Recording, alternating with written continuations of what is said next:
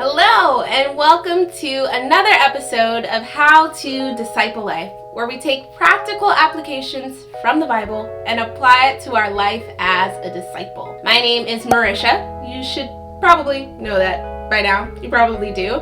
And this episode is called How to Be Content with Where God Has You. We all have moments where we look around and we say, wow, I hate it here. Sometimes you can easily change those things by moving or leaving a job or going to another job, certain things like that. But sometimes God has you in that situation much longer than you would like to be. I know for me, to be very open and honest with you, that was me living in LA. It's just crazy, right? There's so many people who come out to LA and who wish to be here. Being here, even the smell of LA would make me cringe and my heart sad, like looking around at the traffic and the parking signs and the smog, all of these things. It was a lot. So what do? Do we just wake up every morning, go outside and complain about it? You could do that, but that would not be godly. In Philippians 2:4, in the Passion Translation, the Bible reads, "Live a cheerful life without complaining or division among yourselves." How do we follow God's direction and change our attitude about the situation? How do we be content with where God has us? Practical number 1, write 3 things that you are grateful for. Contentment is a state of satisfaction and gratefulness, which is different from happiness, which is an experience of frequent positive thoughts and moments. You don't want to live a life moment to moment, experience to experience.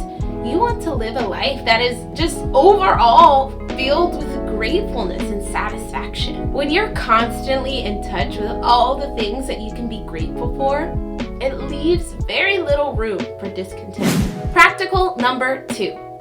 Believe that this is only a season in your life.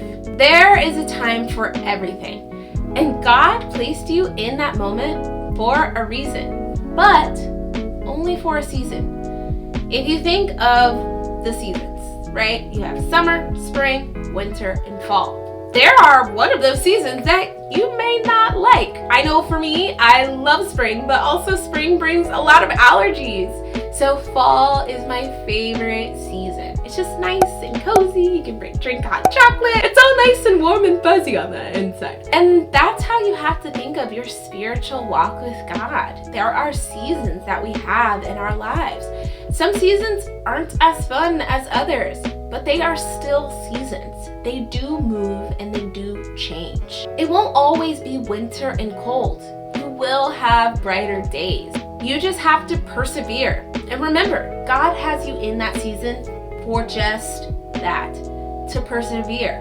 And for the things in our character to be exposed so that He can help us fix them, change them, and grow. Practical number 3, and my favorite, and the one that I will probably use in a lot of my How to Disciple Life episodes. Pray, pray, pray. God is the one that gives us the strength to overcome anything that we think is impossible. Instead of being self-reliant, we need to pray so that we can be God-reliant. We have to ask God to uphold us in where He has placed us in our life at that moment. And He wants to do that.